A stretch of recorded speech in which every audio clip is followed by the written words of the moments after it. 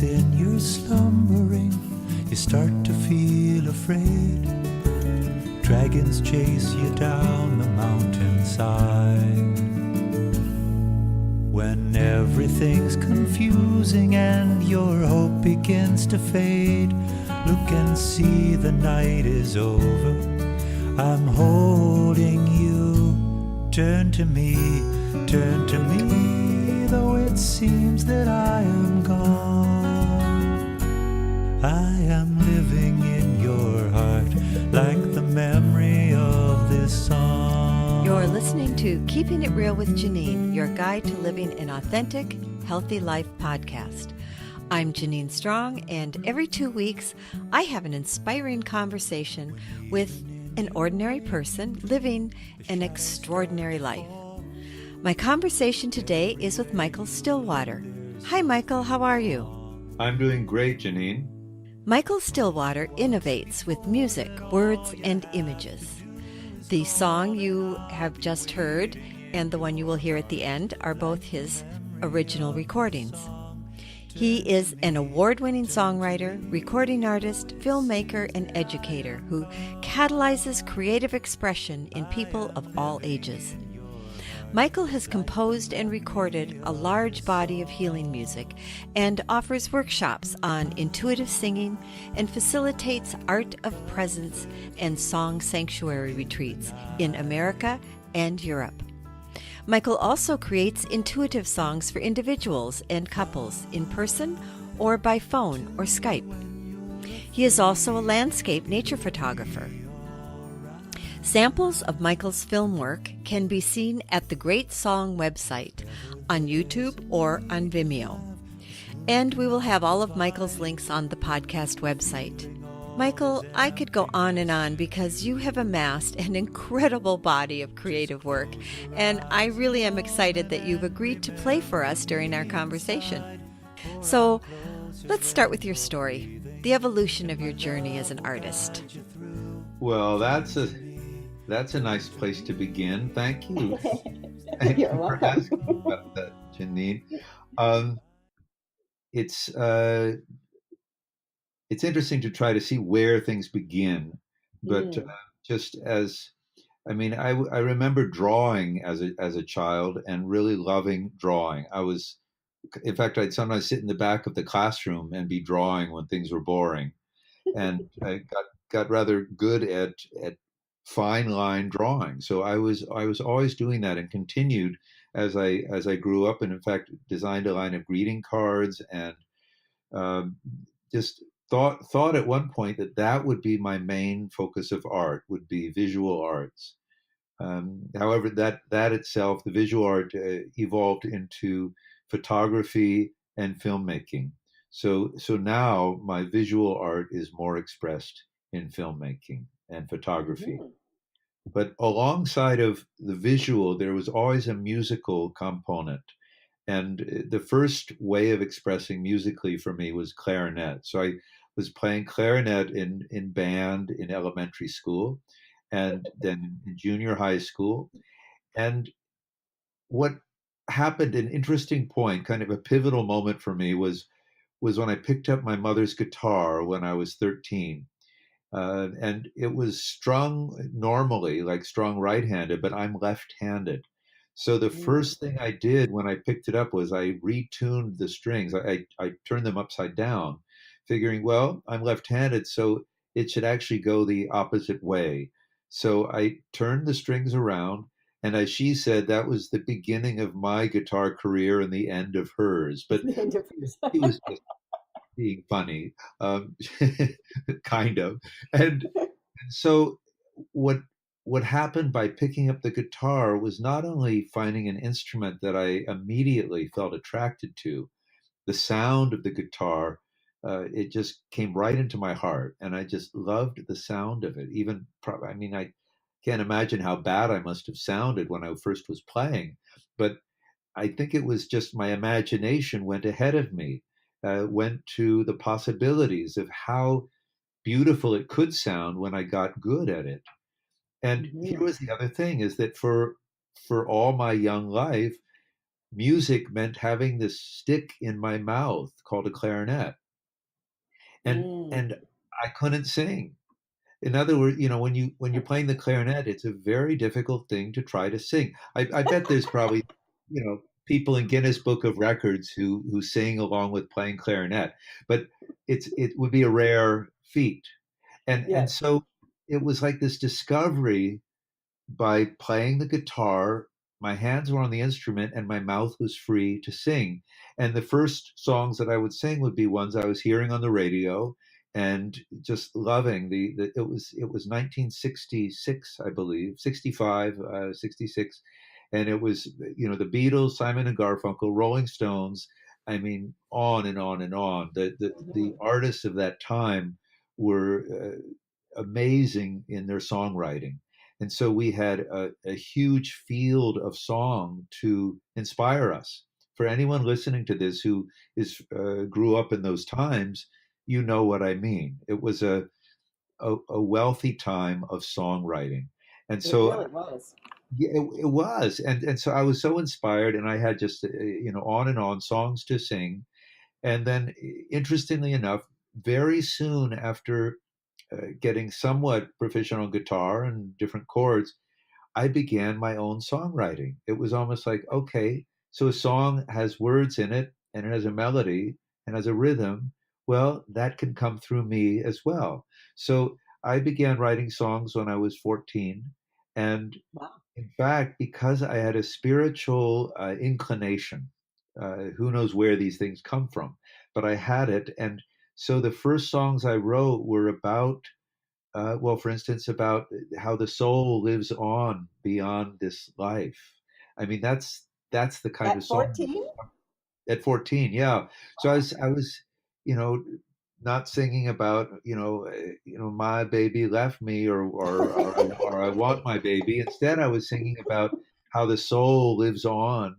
I remember one of the lyrics of one of the first songs I wrote when I was 14 was, um, there was a fire and the house burned down. There was nothing left to see, but the light that lived inside uh, escaped the burning walls and flew out over the sea. Something like that. It was like, Oh. about the soul going beyond the body. So that gives a sense when you ask about my early artistic, leanings, or the way the arts opened to me. It was simultaneously musical, it was visual, and it was a spiritual or soulful striving. I was listening for what my soul wanted to say, and say through music. And this hasn't stopped. This is the continuous journey I have been on now for 50 years. And it shifts and evolves as it goes on, but it continues to be a listening for what is the message from deep within and how it expresses through music, and then also how it can be expressed visually as well. What is the story that needs to be told now? And that's the continuous quest and passion that I have. Hmm. So, Michael, when you say that you're listening for what your soul wants to say, do you have any particular techniques or any way that you do that that you could share with the listeners, maybe with someone who would like to be able to do that themselves? Any tips? Well, in my life, I have gone rather deep into some different practices, different ways and methods of Hmm. listening to one's soul. And one of the early practices was yoga and meditation, and also mantra, the repetition of mantra. Now, when you're repeating a mantra, which is a set of sound syllables, um, it's the idea is you're repeating the same thing over and over again in the mind. And one could criticize and say, well, if you're repeating a sound in your mind, then how can you hear anything else? How can you listen to your soul? But what's the interesting thing about the power of mantra and the practice of mantra, or in the West, it's also there's it's lectio divina is the tradition that's the Latin tradition in the Christian world of that contemplative listening practice. And I again, haven't heard of that. yeah, What well, was the name again? lectio divina. It's lectio divina is the word of the divine. It's a way to like listen also to scripture, but it can also be any words that one listens to deeply and goes the path into one's uh, listening being to Mm, what is the meaning for me now in this. So okay. whether the what I wanted to say about mantra is that the practice of repeating a phrase of syllables that has been perhaps given to one from a teacher, or one reads it in a book that feels meaningful to one. Mhm, Uh, the point is that in the repetition, the mind comes into stillness.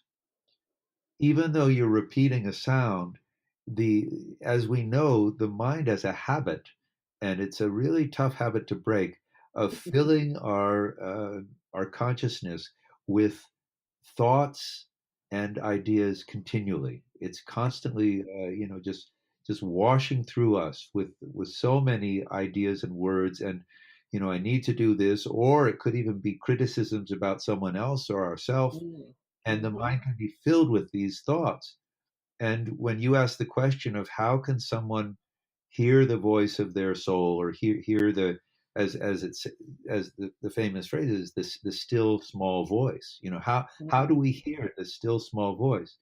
And, many could say, well, you have to quiet the mind. So how do we do that? Well, again, many practices for quieting the mind, but the practice of mantra is one of them, and that is through this sound repetition, the mind gets quieter, and then you can let the mantra cease and you come into a stillness. And in that stillness, you could call that the state of either meditation, or it can be contemplation as well. It's mhm, contemplating what comes to you then. And what can come to you could even be as simple as you're sitting outside and there's a sunset happening, or there's light on water in front of you, on a lake, say, and mhm, you're just looking at this, the way the light is reflecting, or flickering on this water surface, and somehow you find yourself getting more and more peaceful, and more a sense of feeling good with yourself. So this is a lot about coming not only to quieting the mind, but bringing peace into the heart. And I think for so many people, there's a weight upon us, a weight of criticism and judgment that we either feel for ourselves, or that we feel from other people, or feel guilty about things that we've done in the past that we wish we hadn't, or we mhm, feel guilty that we haven't done things that we wish we had. So when you ask me about a practice, for me, what I do now, my current practice that seems to be the most often used practice for me, mhm, is very simple. And it's the practice of acceptance, mhm. accepting what is. And that is not only accepting what is outside of me, but it's foremost accepting what is inside of me. It's Right. accepting myself as I am right now, accepting my body as it is now, and there could be pains in my body, but accepting the pains, or whatever thought I have about my body, and accepting my feelings now, even if they're disturbed, even if I'm upset, just letting that all be. And it's amazing what happens. And I say to you, and also to whoever's listening to this, it's amazing how simple this practice is, and yet how powerful it is. Because when we begin the process, it's like beginning a journey. When we take that first step towards a deeper self acceptance, we are taking a step also towards honoring our being. And when we honor our being, we are also honoring the the deepest part of ourself, as well as, all the stuff in the way of seeing the deeper part. And when we honor this deeper part of who we are, it's, in a way, we're going to the altar of life. And someone who is religious could say, oh, but that's blasphemous, because the altar is not inside of us. The altar Mhm. is where God is, and that's not inside of us.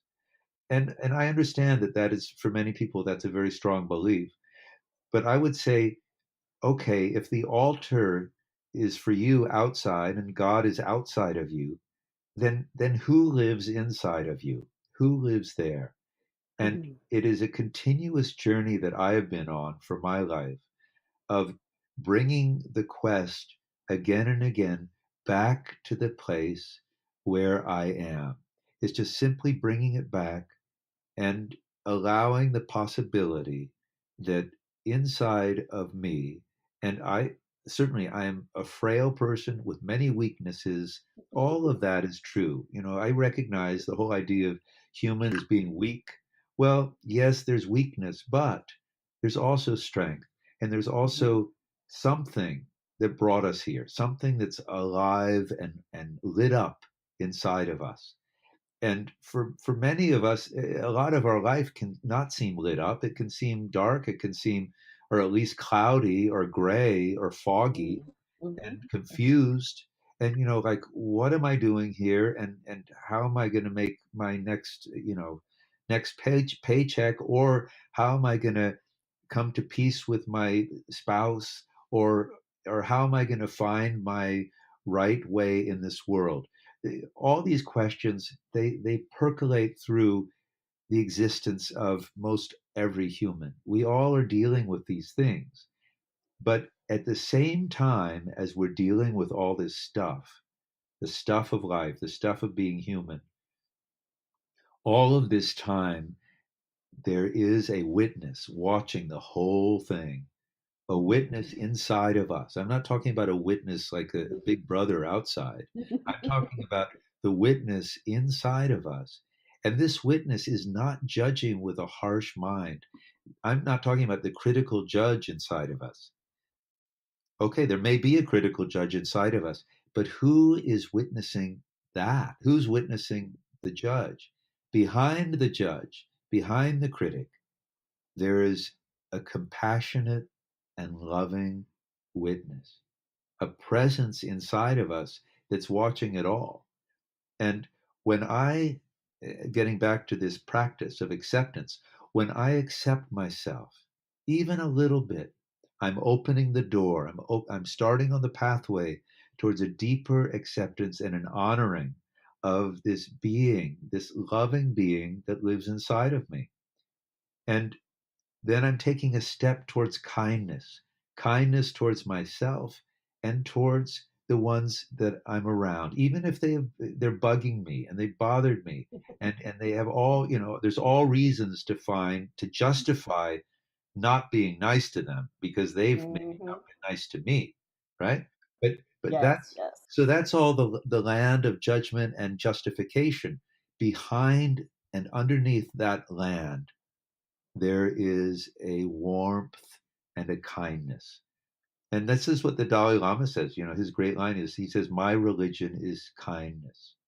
And it's such a Mhm. simple thing to say, but when you think about it, if I can be kinder to myself, then the chance is much greater that I'll be kinder to you. And if I'm kinder to you, you might be reminded to be kinder to yourself. And Mhm. so it goes. I mean, the ripple can go on Yes. and on until we live in a world of more kindness. And when we live in a world of more kindness, anything is possible. Oh, thank you for sharing that. I really appreciate that. Well, you asked a good question. It's like a very, how do you do that? It's like, how do you listen to the voice of your soul? And another way, I would say, now I'll speak a little bit about my path with music, because Mhm. for me, music, and particularly singing, has been a pathway of connecting to my soul and my through my heart to hear the voice of wisdom that is in my soul. It's like that's the still small voice that's in there.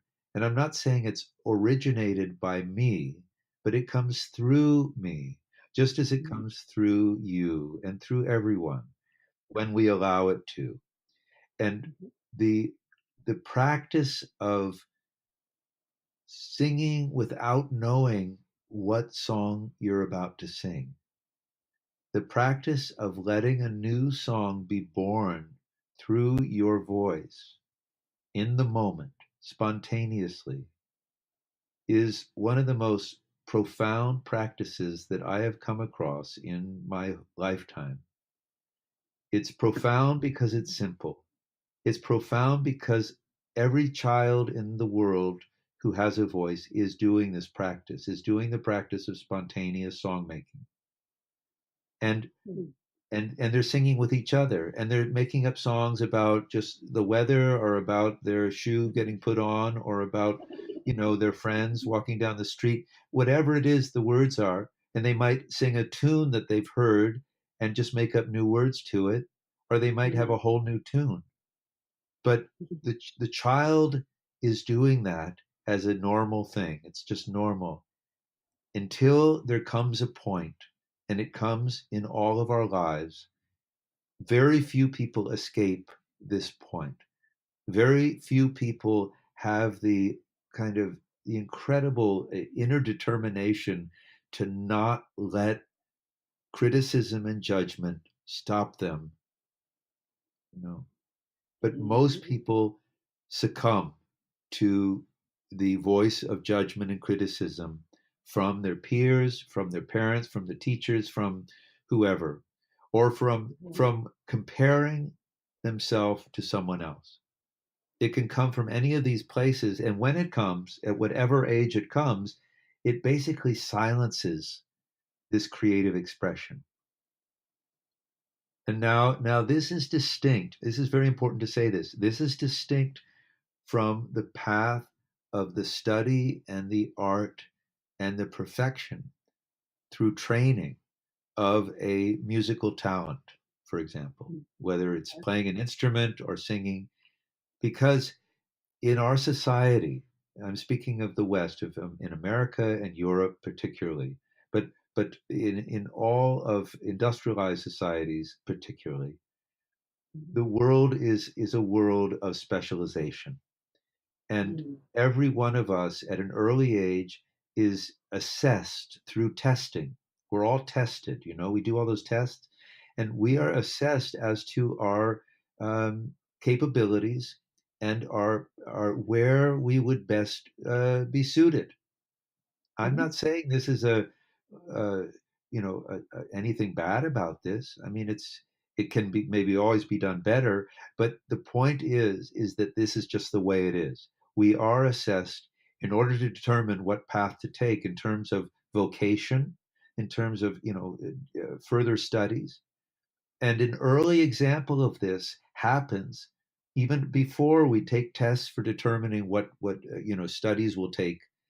The very early tests are taken often in the school choir or the church Mhm. choir by the choir master who has a job to bring forth a good choir, that sounds good. And so Mhm. they, just because of their job, they are looking to find the voices that are really, going to sound harmonious and sound good. And as a result, the choir does not include all the children. In fact, usually, and I'm not saying this is true of all schools, and there's many places where everyone's voice is allowed to sing and find their way. And that's beautiful. And there's community choirs throughout the world which have no audition, or they allow all voices to sing. And that's Mhm. beautiful. And that's, I am someone who encourages that phenomenon. May it grow and continue. But the fact is that there are many, many choirs that, in order to achieve the kind of musicality that the director wants, the choir director, that many, many voices are excluded. And in a way, I have made it my mission, or the mission has made it my life to serve and honor and and be there for those who are asked to leave the choir. Mm. And that's a Mhm. lot of people, actually, Janine, when you think about it. Because when you think about, and now let's go a few years later than childhood choirs or elementary school choirs, you go to adults and you look out, at a field of adults. You can go out, let's say, to a restaurant or be in a bus or wherever you are, where there's a group of people around. And if you were to ask each one by one, you say, you could, for instance, do you like your voice? Do you like your singing voice? Or even, do you sing?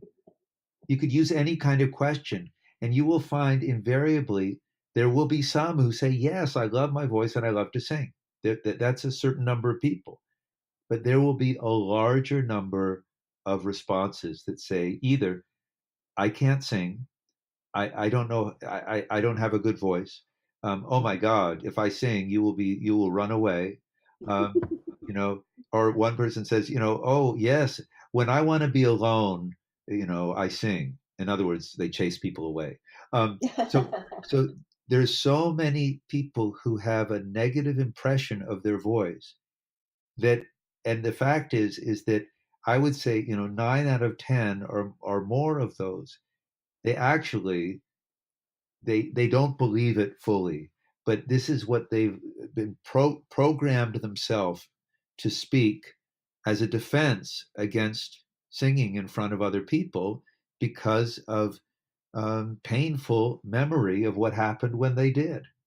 Mhm. you know and Mhm. so the brain remembers that and brings that memory back, and as a protection, a survival mechanism, we would say, I don't sing, because then we won't have to go through the torture of singing and being told that we aren't sounding good. Because Mhm. Janine, what's interesting about this? I mean, I find it, as you can see, I find it to be a subject that I can go on and on with, because there's so many dimensions of it. And as our time is short, I mean, relatively, I want to just come to one important point here, and that is that I believe the reason that this is such an issue and so deeply ingrained and so emotionally charged as well, it's actually a traumatic experience that people have. So it's in the field of trauma and trauma Mhm. release for many people. And the Mhm. thing is, the voice, our voice, is connected. Uh, we identify our voice with who we are. That's what I want to say. We Mm. identify our voice as being us. And if our Yes, voice yes. has somehow been criticized as not being good or not being like the others, there is a part of our mind that has made the decision that there's something wrong with us, has determined that something's not quite right, or is off from, certainly from being free in expression, certainly from um, being free to, as I say, to step out of our cave. Because Mhm. when we've been suppressed or been told we can't sing, or our voice is wrong, we bring this voice deep into our cave, which is our inner sanctuary, a Mhm. place we can hide, and still we can live in this world, but our voice and our song will stay hidden and safe. And what I offer in all the seminars that I share Mhm.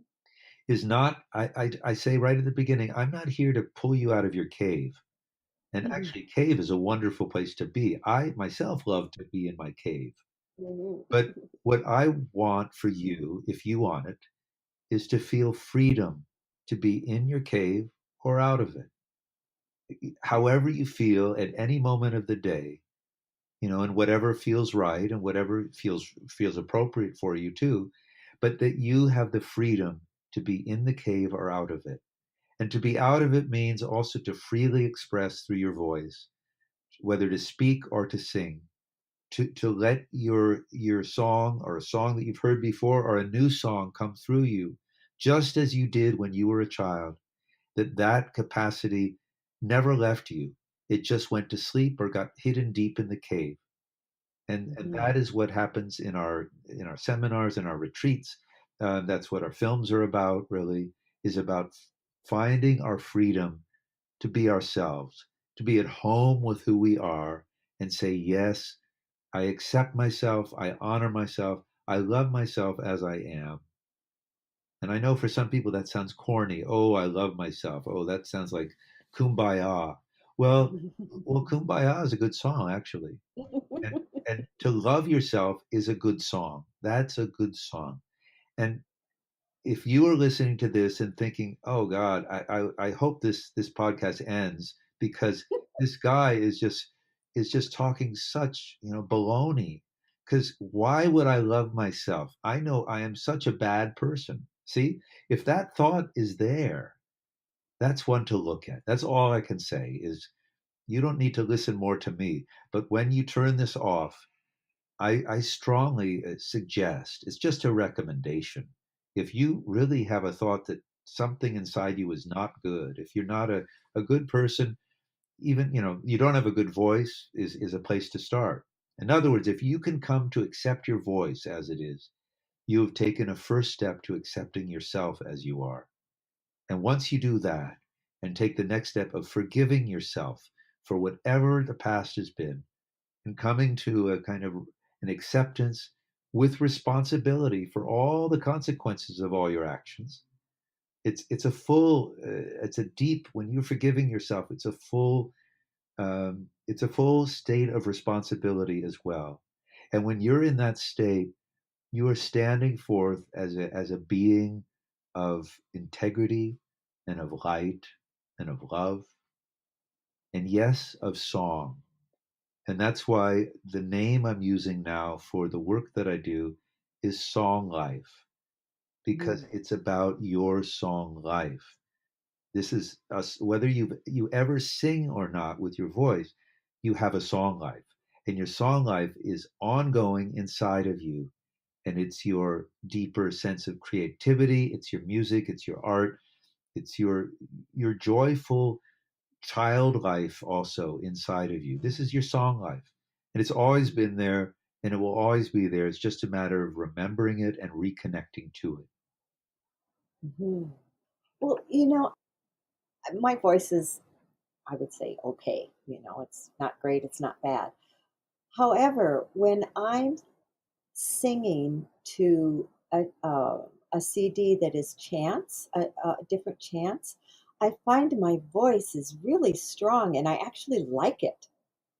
There's something about chanting, and I don't know if it's just me or if there's something about chanting that opens your heart, your lungs, your throat. I know I sound way better when I'm chanting than when I'm trying to sing a song. Well, it's interesting you bring that up because that also has for me been a river from the time I was 16, 17 years old and singing songs. I discovered chant and actually lived Mhm. in a yoga ashram for a while and got deep into chant, beginning with Sanskrit chant, also exploring Gregorian chant and Mm. Sufi chant. And and what's interesting here, because remember I spoke about mantra at the beginning when you asked the question, what's a practice for hearing the voice of your soul, the wisdom of your Mhm. soul, and mantra is a repetition of a sound. Well, chant is the repetition of words as well. What makes Mhm. chant distinct from song is you're not continually changing melody and words.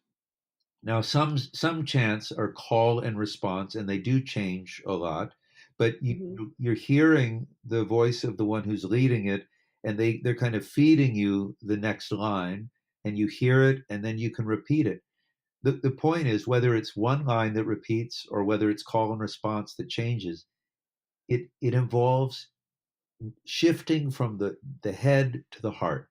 It's moving from the mind and from having to remember or delineate all the different notes and words.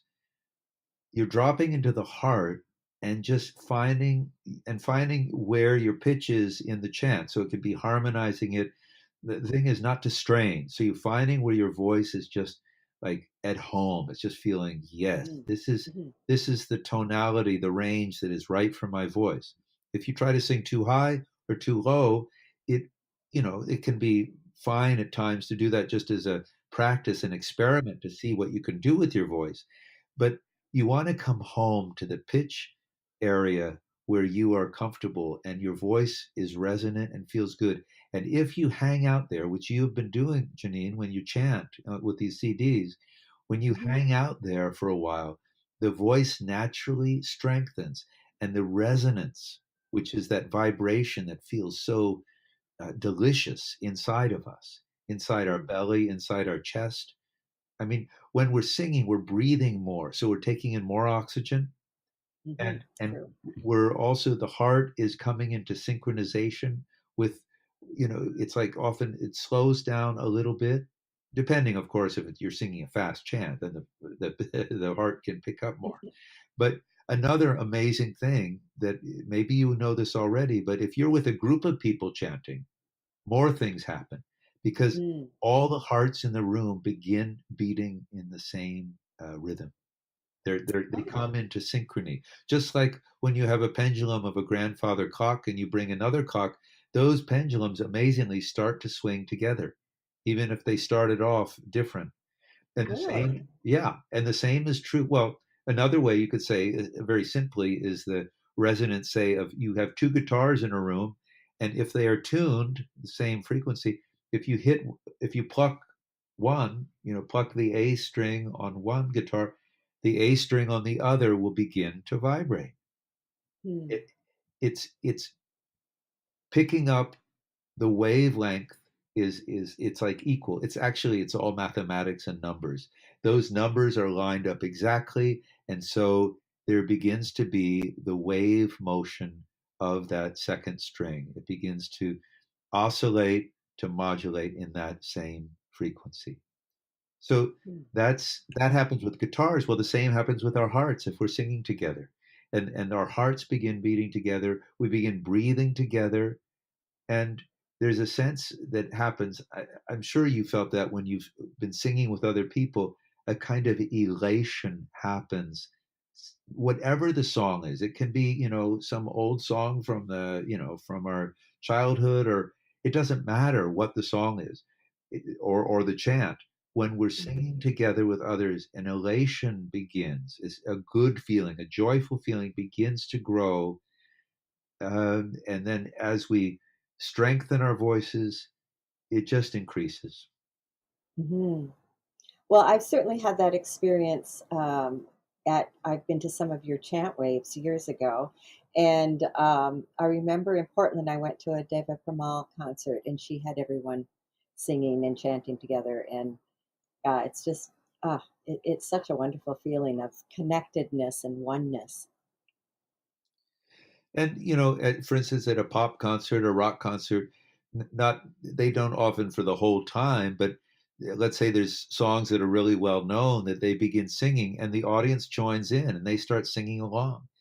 and Hmm. and if you see that on you see films of concerts big concerts and you see that happening and of course they may be waving their lighters or their cell phones or something and all that goes on but and that's all again synchrony is happening they're doing a motion together but you can feel it's palpable it's tangible you can feel the energy in the room of all these people as they sing this song that's a favorite song of theirs how the energy grows in the room and it's such a beautiful feeling we witness watching it and then when we ourselves are there we feel it and this is something that why I believe why number for one thing chant is gaining incredible momentum in the world as a practice for people to come together and chant together, whether it's chants of another language or chants in English or whatever whatever language you are. That people are doing this. For instance, in Europe, there's a movement called Nacht der spirituellen Lieder. and it means nights of spiritual singing, and often Mm, held in these cathedrals or beautiful churches or just large places where you can have hundreds and hundreds of people gather. And it will be led by, often it's three different song leaders who have different kinds of music. And mhm, so one might be traditional, like kirtan or mantra, Indian chanting. One might be sounds of more, for instance, Middle Eastern chants. One might be an mhm. African singer who's leading African chanting and movement. And they take turns, or one has a whole an hour and the other has an hour, whatever, however they do it. But these events are happening nearly every night of the week in some city in Europe. There are these gatherings. It Wow. began 20 years ago, and it's become a phenomenon. And I've been at many of them, and I've sung. I've been a song leader at many of them, and the joy of singing with hundreds and hundreds of people these chants is phenomenal. It's just beautiful. Mm. So how do you take that out into the world then? So, so my sense is you're at one of these gatherings and your heart's open and you're feeling connected and you're feeling really uplifted and feeling really good. And how do you take that out into the world so that you're not just feeling that way at that time? Well, again, I like this word song life, because what Mm, I would say is happening when you're at these gatherings is that you're in the flow of your song life at that moment. okay. Yeah. Mhm, and mhm, and in other words, your song life is activated. Even if it was asleep before you came to the concert or the event, it is now activated and you feel it. And when you leave that event, it will still be activated for some time. Now, in terms of what one does with that feeling, I think the the question would be, how much do you want to live your song life? Do you want it to be relegated to just an evening once a year or once a month or whatever when you go out to a gathering? Or do you want to have your life be a a continuous unfolding of your song life? mhm, And if the answer is yes, that's what I want. I want my life to be. I want my song life to be my life. I don't want it to be separate anymore, and I don't want to put it in a cave. I want it to come out, and I want to live it. Well, then I would say that there's so many ways you have to find for you your unique way of expression. And one would be to begin bringing forth your song first on your own, just in your own time. So, for instance, maybe after work you come home and you after dinner you just watch Netflix. I mean, that's what millions of people are doing. So you watch a movie. Well, that's fine, and the movie can be inspiring or not. But I would say if you can, for even some portion of time, you begin to activating your voice. And it can be helpful for many people to have an instrument that is playing, that they can be singing with. So it's not just singing out kind of out in the open, but having a foundation, an instrumental foundation. And for that, it's not required that you learn to play guitar or piano, right? It's not necessary. mhm, As I told at the beginning of my story, when I took the clarinet out of my mouth, suddenly, I was able to sing. But then mhm. being able to sing, I reached for the guitar because I wanted the harmonic structure to be with me as I sang, because I found it pleasing and helpful for me. Now, if that's too much for you, if like learning an instrument is too much, I mean, I have produced a recording of tracks of music without words. It's like soundtracks for you to find your voice and your song. That's Oh, what they're nice. built for. It's called song sourcing.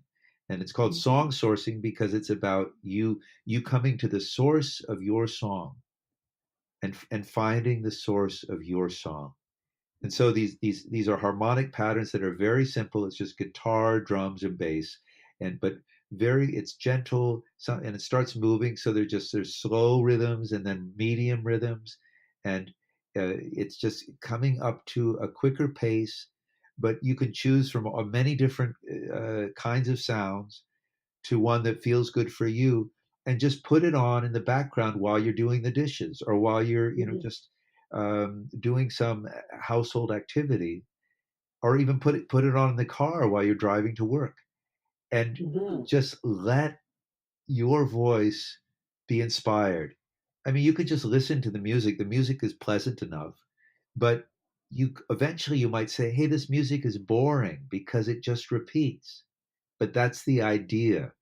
It's to the boring repetition is meant to create a space for your voice to fill. See, you become the lead voice.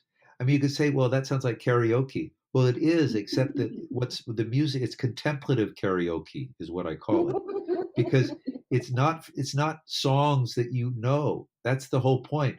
It involves you getting out of your head, out of your mind, trying to remember a song, and coming into your heart and letting a new song be born in that moment. You know, if you've got someone in your life that you really love very much, you could imagine that you're singing to them. In other words, you could be alone in your car and just make up words like, what do you feel right now for about this person? What would you say to them if you could sing to them? And let that come. And at first, it can be on one tone, just like chant the tone on one tone. You just chant that tone. That one note is all you need to do. But let the words come, whatever you feel. And as I say, the first step is just ask yourself, what is true for you right now? What do you feel right now?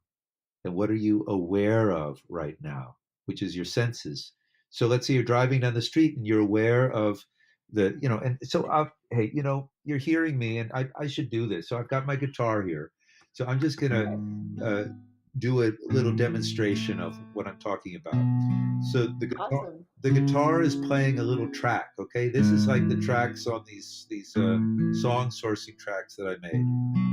And you could download these tracks from my website at any time. Very That was simple. going to be my next question. I think this is an awesome way to spend time in the car, by the way. Exactly. Instead of just looking at the scenery, I mean, of course, you can listen to NPR or some good radio show with good music, or my podcast. Yeah, or a really nice podcast by someone such as Janine Strong, and yeah, just listen and listen and listen. But at some point, you want to stop. You're inspired. You listen and listen, and then you're inspired, and then you turn it off because you have something you want to say. You have something you want to sing. So let's say this was the song, the music track, because this is one of the tracks. So as I said, I asked the question of myself, what do I know is true right now? What do I feel right now? What am I aware of right now? And so from that, I'll find some words. So I start with just speaking the words. And it can be anything. You're just starting from scratch. You're starting from nowhere. And sometimes that's the hardest point in the whole deal, is just finding a starting point. So here I'll just start with, I'm talking now with my friend Janine. I'm talking on the radio. See, it doesn't have to rhyme. So let's start with that and see where it goes. So I'm talking with my friend Janine. I'm talking on the radio. Okay. So then I find those words, the rhythm of those words, and it could be anything, but I need to have a starting point. So I'm talking with my friend Janine, talking on the radio. It's kind of slow, but I'm talking with my friend Janine, and I'm talking on the radio. Okay, so now I find the chant, which is the one tone. I just will sing it as one tone. I'm talking with my friend Janine. I'm talking on the radio. So I can do that for a while, but that gets boring because the mind wants melody. We crave melody when we're hearing voices. So let's see what happens.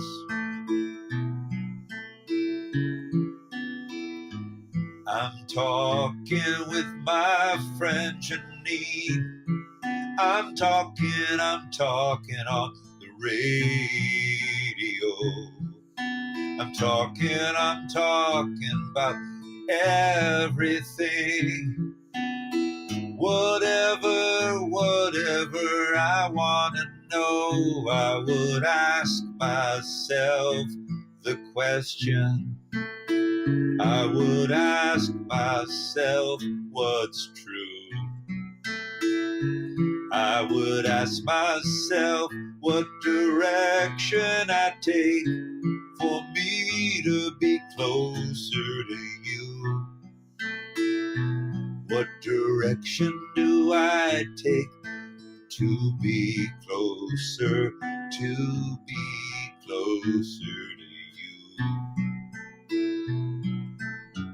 What direction am I gonna take to be now closer to you?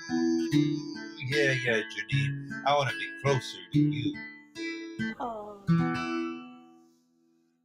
So that's just one way of what you said. You asked the question. You said, what happens after you have these experiences of feeling so connected and our voice is activated with each other in a singing experience and we go home? Then what? Well, if we want to have our song life be our life or have our life be our song life and not have a separation, we can begin in the simplest way in times when we're not doing something else that needs our full attention. We can begin to practice the playful use of our voice. It is play, it's playful. And yet, here's the amazing thing, Janine, is that when we open up in this kind of play, something we did as a child, we're opening up a door to, it's through the voice of our heart, we're opening up a door to the wisdom of our soul, and we may begin hearing ourselves singing words and messages for ourselves as well as someone else that we say, where did that come from? Where is that coming from? It's touching me so deeply, and I don't know. I wasn't thinking those thoughts a moment ago, but here these words are coming out. These messages are coming out in song. So spontaneous song making is a way to bypass the control of the rational, of the linear mind, of the left brain, and it opens up the door to the right brain, to the land of feelings and the land of narrative storytelling. It opens up the land of our being.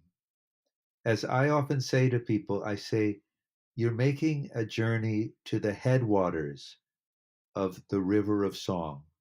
So it's as if you're going into a wilderness, but you're going to the headwaters, which is the place where the river begins. And you're journeying to the headwaters of the river of song. And the thing about a river is, and the river of song particularly, is that it works best when you let go and you float in the river. You just float downstream. But for many people, that's frightening, the idea of letting go into the river of song. And if you're frightened, you will naturally hold on to the riverbank. And when you hold on to the riverbank, it means that your mind is tightening up and you don't know what to do. Your mind doesn't know what to sing. You're clenching to the riverbank and not knowing what to sing. Well, I would suggest, I understand why you do that, because it is frightening to let go.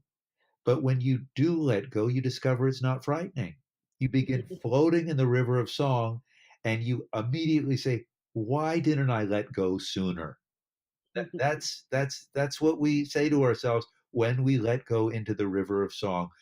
We're singing, sometimes tears come of joy that we're singing the song of our soul through the voice of our heart, and we're asking ourselves, why in the heck did I not let go sooner and come back to this place that was alive and awake in me, my song life that was awake when I was a child, and I accepted other people's opinions and I put a stop to it, when I was 5 or 6 or 7 or 8 or whenever.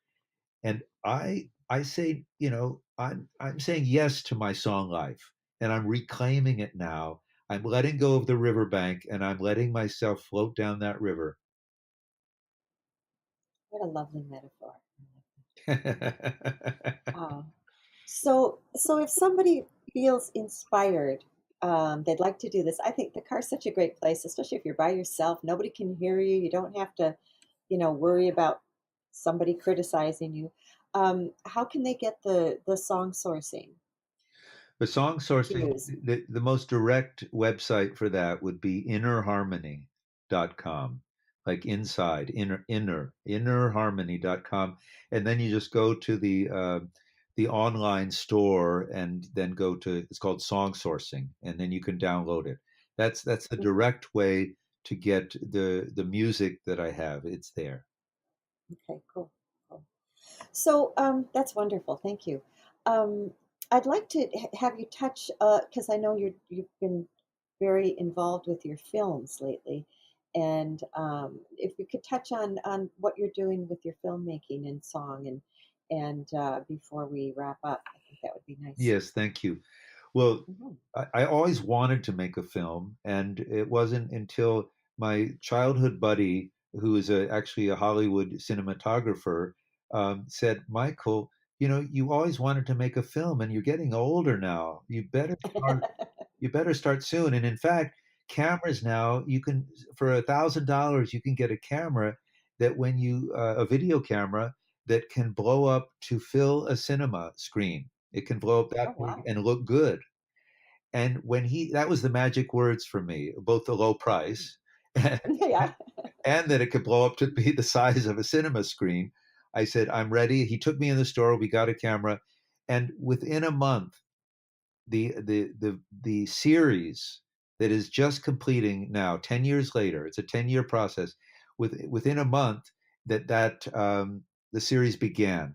And it began with the idea of in search of the great song. So that's the series. There's a series of 3 films, and the series is called In Search of the Great Song. And this is documentary, right? So it's all documentary series.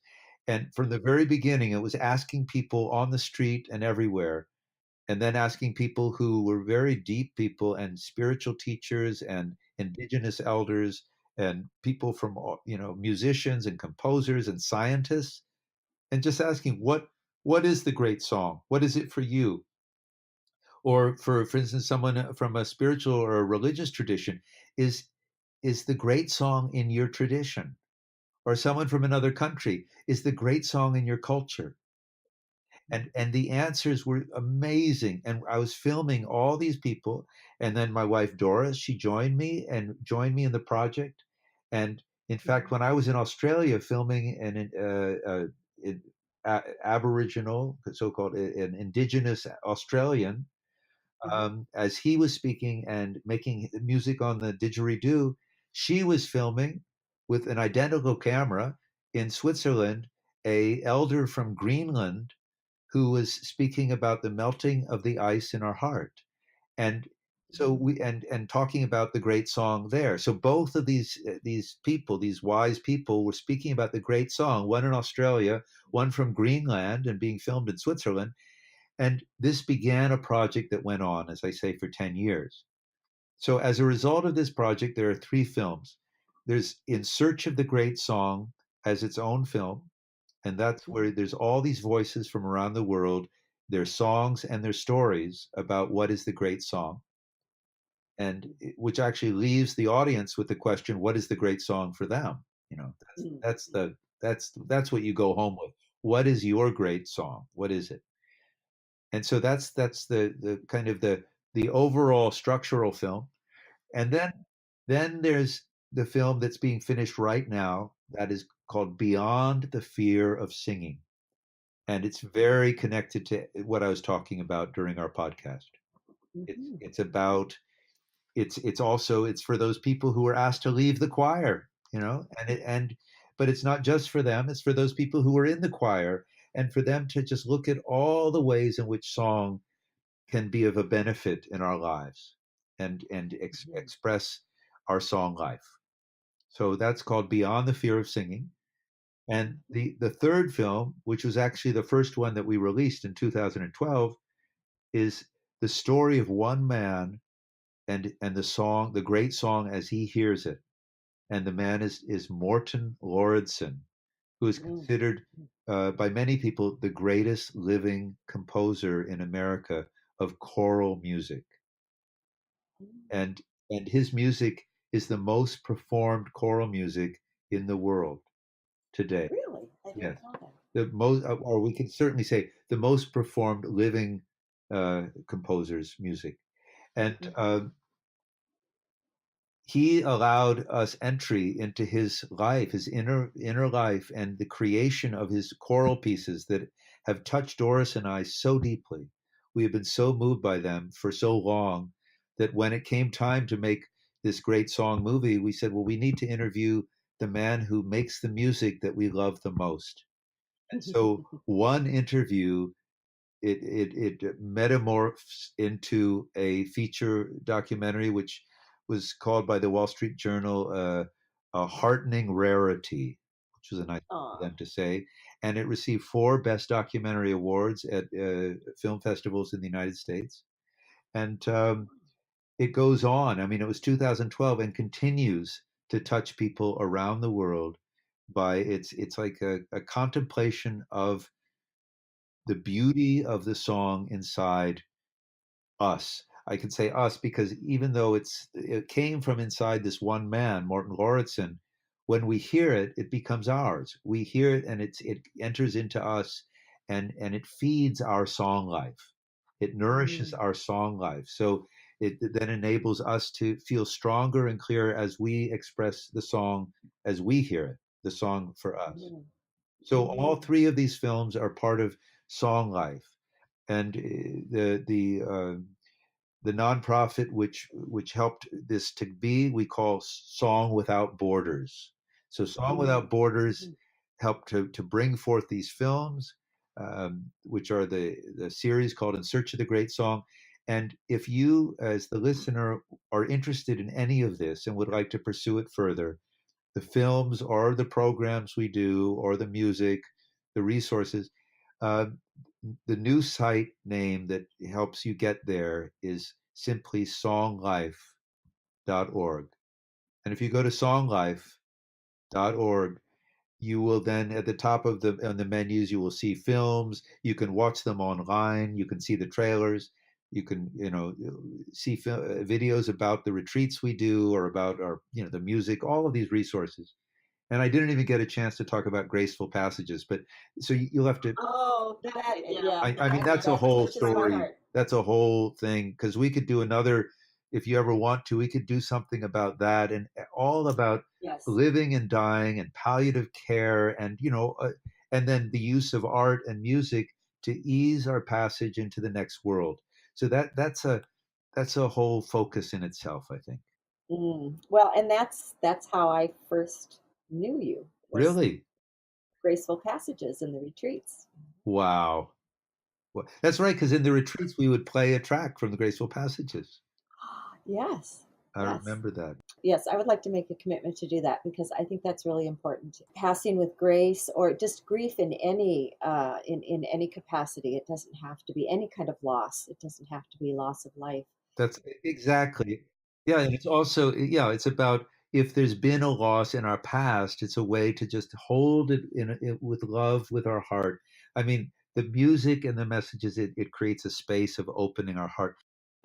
You are busy. I know you're traveling a lot, but when you are done with your travels, I'd like to reconnect and focus on graceful passages and the whole idea of transitions. Beautiful, beautiful. Well, Janine, thank you so much. your very clear and essential questions were very provocative for opening a door in me, as you saw, of just really going into these subjects rather deeply. So thank you for that, and for being so gracious to give me this time to share.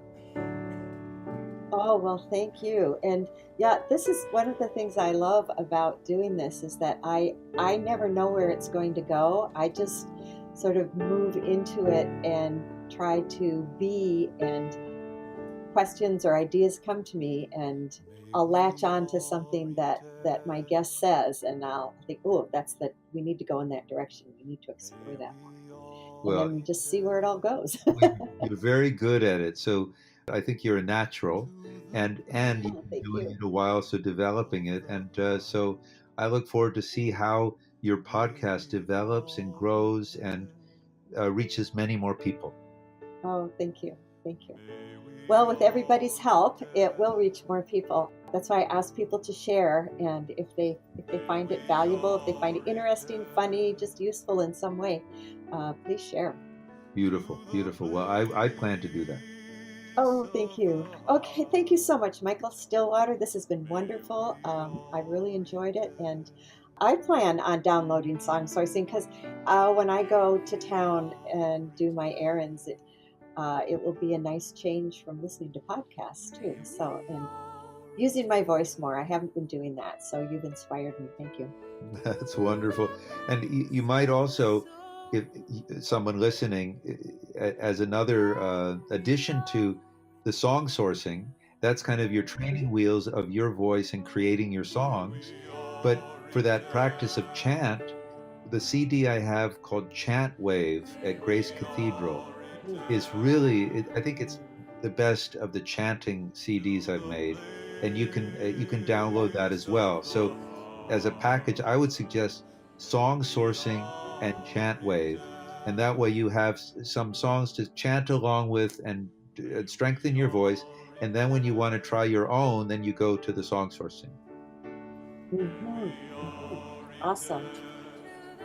So if you find this idea of having a track of music that is designed to support you in flowing your spontaneous songmaker into the world, um, then, as I say, these tracks that I've created called song sourcing were designed exactly for that. So I'm offering to you a track without any cost that you can access and freely download from the link that is on Janine Strong's podcast page for this broadcast.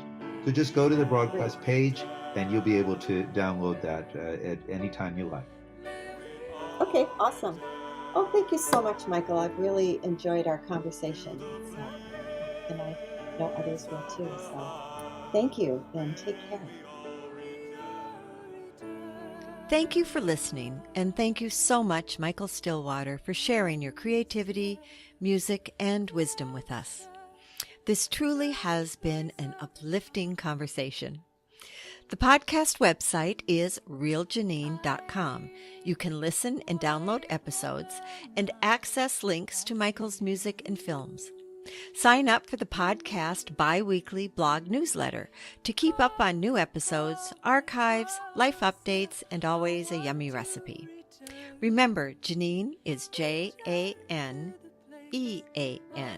kind of like Jane Ann. Subscribers have been emailing me recently expressing their gratitude and enjoyment of the newsletter, and I really appreciate the feedback. Thank you.